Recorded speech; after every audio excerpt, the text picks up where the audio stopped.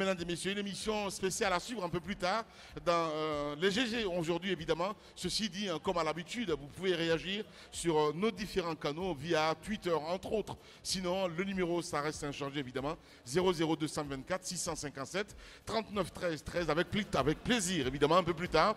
Nous allons revenir sur vos propos. Les GG jusqu'au port de midi sur Radio Espace. On va dire une émission très spéciale avec vous, Tamba Zakari Milimono. Bonjour Tamba. Bonjour Lamine, bonjour à tous. Un forum économique et social pour relancer la préfecture de Guékédou, la ville du bec du perroquet, voisine de la Sierra Leone et du Libéria, connaît un enchaînement de crises depuis les années 2000. D'abord la guerre, puis les vagues d'épidémie sur la dernière décennie. Ainsi, le forum, pensé par les fils et les filles du terroir, entend donner un souffle nouveau à Guékédou. Au total, 7 grandes thématiques allant des infrastructures à la cohésion sociale seront discutées par une variété d'experts mobilisés pour 3 jours. Le forum, ce sera aussi la marche blanche pour souffler l'espoir de la Renaissance avec la participation de délégations venues de Guinée, de Sierra Leone, du Libéria et d'ailleurs. En ligne de mire pour les ressortissants de la préfecture, une quête ultime, l'érection du terroir en ville martyre, devant donc bénéficier d'un traitement conséquent.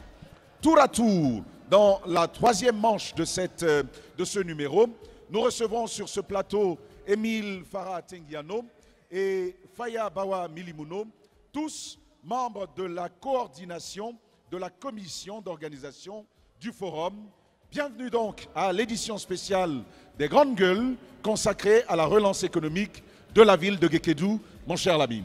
Beaucoup Tamba Zakari Milimono. Mesdames et messieurs, je le rappelais évidemment, vous pouvez réagir via nos différents canaux, évidemment, voilà, Twitter, Facebook, mais aussi sur les différents numéros. Les Grandes Gueules avec vous, Diba Milimono, bonjour mon cher Diba. Bonjour Lamine et bonjour à tous. Bonjour Jacques Lewaleno. Bonjour Lamine, bonjour à tous. Bien, Mohamed Mara, bonjour. Bonjour Lamine et bonjour à tous. Voilà, on s'intéresse à l'actualité. Évidemment, mon cher Diba, on apprend aéroport Ahmed Sékou Touré. Fodé Oussou, à nouveau interdit de sortie. Que s'est-il passé? Oui, justement, vous savez, Fodé Oussou Fofana... Bien avant, évidemment.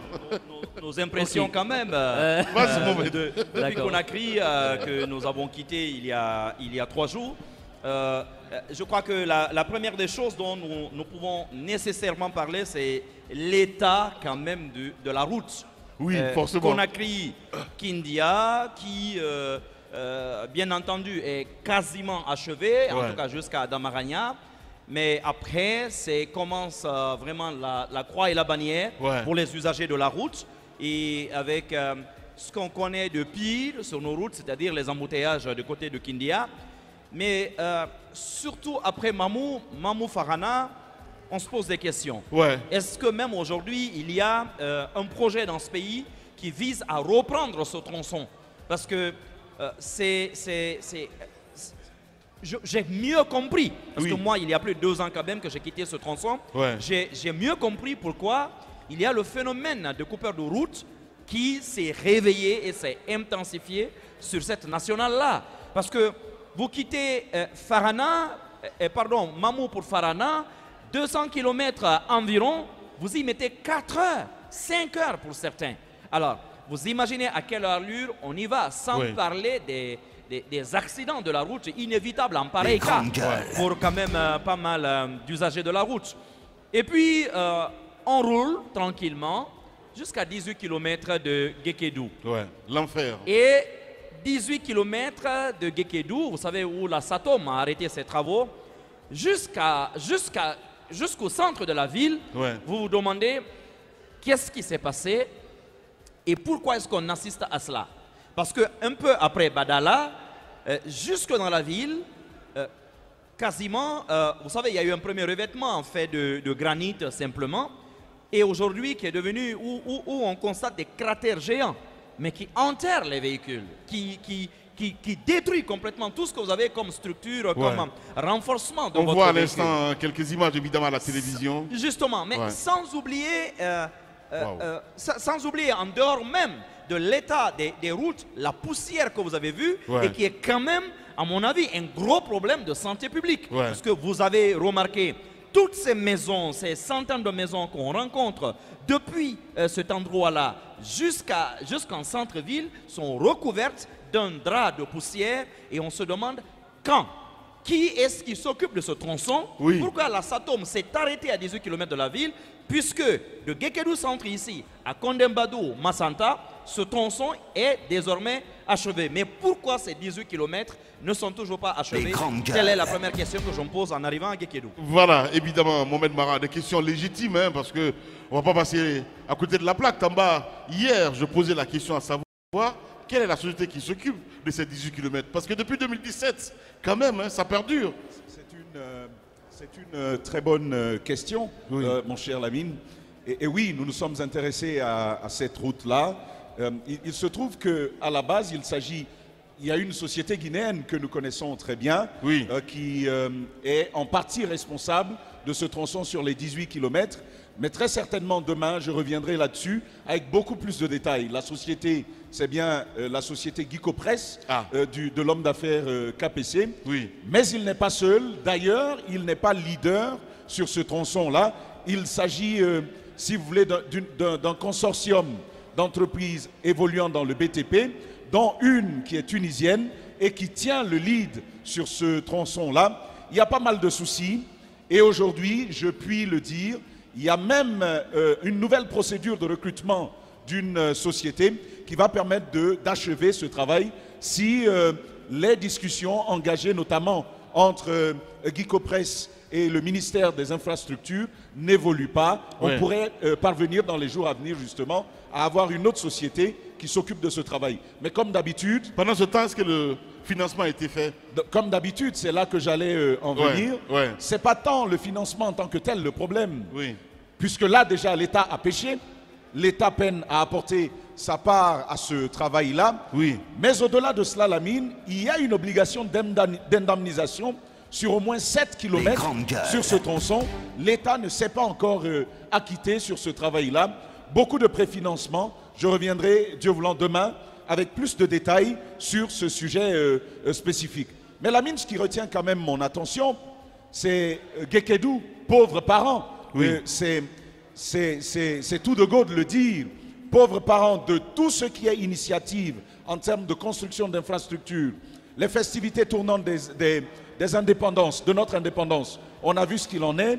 Gekedou n'a pas pu en bénéficier. C'est seulement avec le CNRD que des financements qui avaient déjà été obtenus ont pu finalement être exécutés pour qu'une partie des travaux soit réalisée. Là également, plein de détails à apporter demain sur ce sujet spécifique à l'occasion d'un numéro spécial, mon cher ami. Voilà, Tamba Zakari Milimono. Il faut le rappeler aux auditeurs et aux téléspectateurs, nous sommes en direct de Gekedou, mesdames et messieurs, pour le plaisir. Et l'émission est diffusée ici aussi à Gekedou sur Makona FM 103.6, ici donc à Gekedou en direct. Allez-y, mon cher Diba, votre impression évidemment. Voilà, Lamine, merci pour cette opportunité. J'aimerais tout simplement dire, en parlant de Gekedou, je résume Gekedou en 3 mots. Gekedou, la ville au passé glorieux. Gekedou, la ville au présent douloureux. Et Gekedou, la ville a un avenir incertain si rien n'est fait. Si rien n'est fait, cette ville d'antan, parce qu'on nous murmurait ce qui se passait ici, c'était pratiquement la plaque tournante en termes de croissance, de création de richesses et de marché dans la sous-région. Gekedou polarisait toutes les attentions. Et à Gekedou, tous les fonctionnaires qui étaient à Conakry, beaucoup voulaient qu'on les mute à Gekedou. Donc beaucoup convergeaient vers Gekedou. Je pense que si on a une telle ville qui est un pôle, qui tire les autres, qui crée de la richesse et qui crée de l'emploi, et il faut rappeler aussi que beaucoup d'opérateurs économiques ont fait fortune dans cette ville. Donc c'est une ville qui scintillait, qui brillait, qui faisait la fierté de la forêt et qui, par sa position stratégique et géographique, était pratiquement la capitale côté forêt. Et aujourd'hui, voir cette ville qui présente des images d'une ville sinistrée, et d'ailleurs c'est cela, je pense qu'on a une sueur froide dans le dos, ça fait très mal. Regardez l'état des routes. Vous savez, les routes, c'est comme les artères du corps humain. Sans ces veines, l'organisme ne peut pas fonctionner. Je suis d'accord. Parce que pour que le cœur puisse pomper le sang, il faut que les veines soient là pour distribuer le sang au niveau du cerveau et de tous les organes. Et donc, s'il n'y a pas de route dans une ville, c'est que c'est une ville qui ne peut pas se développer. On dit souvent que le développement passe par la route. Et Guéguédou n'a pas de route. Ça, c'est une réalité. Et depuis des années, depuis 2001 à maintenant, imaginez-vous, beaucoup d'eau a coulé sous le pont. Qu'est-ce que cette ville a fait? J'ai envie de poser la question pour mériter cela. Une ville d'antan qui faisait la fierté de la sous-région. Je pense que là, il faut questionner la responsabilité des différentes autorités qui se sont succédées à la tête de l'État. Pour 18 km, nous passons des années à gratter et la saison hivernale va venir et ça va être un véritable engrenage pour les citoyens. Donc je pense qu'il faut avoir une priorité. Guéguédou, pour l'instant, a besoin de routes. Pour aller au niveau des champs, pour visiter les producteurs, pour acheminer les marchandises, il faut des routes. S'il n'y a pas de route, on ne peut pas se développer. Et au-delà de ça, c'est de regarder l'environnement. Avant, quand vous venez dans cette ville, vous voyez le sourire. Les citoyens ici sont accueillants, ils ont une hospitalité légendaire. Ils ont un sourire large. Et aujourd'hui, vous lisez sur les visages le désenchantement, la tristesse. Même ceux-là, ils continuent à garder l'espoir, ils continuent à garder cette envie de vivre avec les autres. Mais il faudrait qu'à un moment donné, qu'on questionne les responsabilités des uns et des autres pour que cette ville-là retrouve son image d'antan.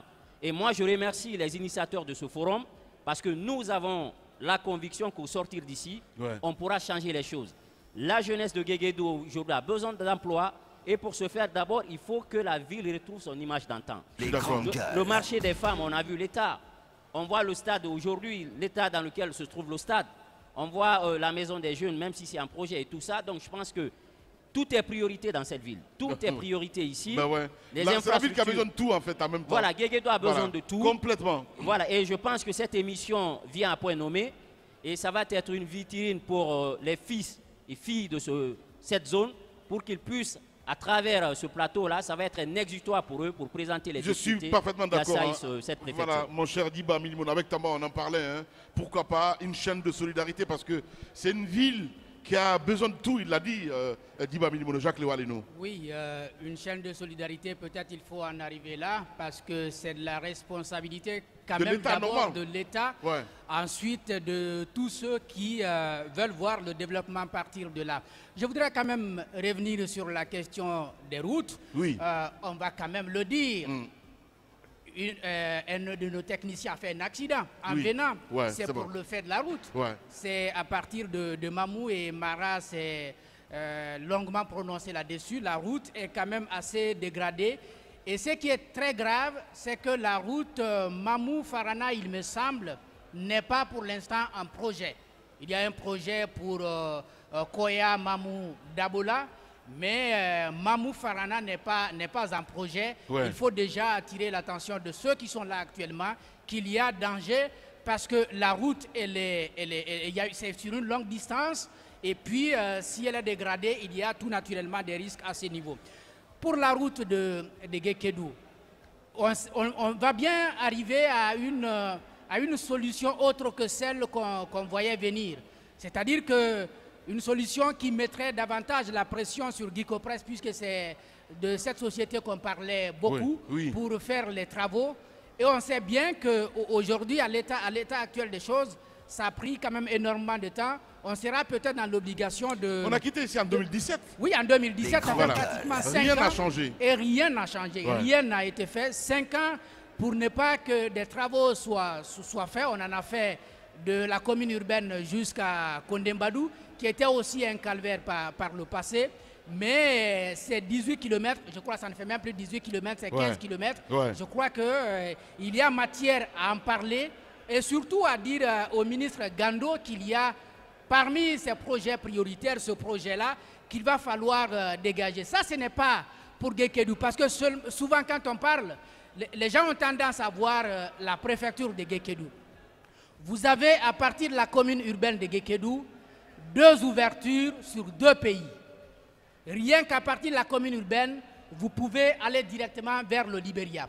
Vous avez donc une route, si vous voulez, de Kissidougou à la commune urbaine, c'est la route nationale. Oui. Mais de Guékédou à Kiesséné, vous êtes sur une route internationale. Oui. Et je pense que désormais, lorsqu'on parle de cette route de Guékédou, il faut aller au-delà des 15 km. À partir de la commune urbaine, il faut déjà envisager que des travaux soient faits. De là vers Kiesséné, vous êtes directement sur la Makona et une première route internationale est faite. Je sais et les travaux en cours en ce moment? Non, il n'y a pas. Les travaux en cours, c'est la voirie urbaine. Oui, c'est ce que je dis. Actuellement, c'est la voirie urbaine. Ouais. Mais ce dont je parle, c'est une route qui partirait de la commune urbaine pour le fleuve Makona. Et une fois que vous êtes là, vous avez une ouverture directe sur le Libéria. Mais également, il y a la route de Nongoa, qui n'est pas une route qui est considérée encore comme une piste rurale. Mais ce n'est pas une piste rurale, la route de Nongoa. C'est une route internationale. Ça doit partir de la commune urbaine pour Nongoa et vous avez une ouverture sur la Sierra Leone. Je sais que les autorités, en tout cas les techniciens des travaux publics savent que c'est comme ça les choses se présentent, mais il faut peut-être à l'avenir voir comment reverser toutes ces routes-là dans le package des routes nationales. Parce que ces routes, j'en parle, jusqu'aujourd'hui, c'est encore géré, il me semble, par le ministère de l'Agriculture, parce que c'est le ministère de l'Agriculture qui s'occupe, n'est-ce pas, des pistes rurales. Oui. Je peux comprendre, pour une route qui partirait de la commune urbaine pour Tekoulo, pour Kassadou ou pour Temesadou, mais une route qui part à Nongoa, c'est une route internationale. Il faut tout naturellement mettre la pression sur ça.